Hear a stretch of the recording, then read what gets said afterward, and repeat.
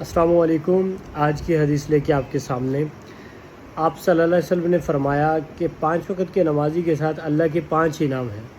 پہلا انعام دنیا میں دے دیا جاتا ہے، عطا کر دیا جاتا ہے، وہ کیا کہ رزق کو بڑھا دیا جائے گا۔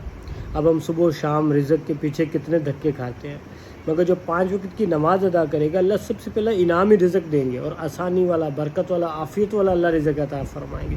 کتنی بڑی بات ہے۔ دوسرا انعام، قبر کے اندر عذاب نہیں ہوگا، تو کتنی بڑی بات ہے، سکون سے پڑا رہے گا قیامت کے دن تک۔ اور تیسرا انعام، نامہ مال سیدھے ہاتھ میں لیا جائے گا اور نعرہ لگائے گا ہاؤ مکرو کتابیہ، دیکھو میرا اعمال نامہ، میرے اللہ نے مجھے کامیاب کر دیا۔ اور چوتھا انعام، 1500 سال کا راستہ ہے پل صراط کا، بجلی کی کڑک کی طرح گزر جائے گا۔ اور 5واں انعام، بغیر حساب کتاب جنت میں داخل کر دیا جائے۔ تو میرے بھائیوں، میری بہنوں، گزارش ہے کہ کچھ بھی ہو جائے، میں بھی نیت کرتا ہوں، آپ بھی کریں، کبھی نماز نہیں چھوٹے گی۔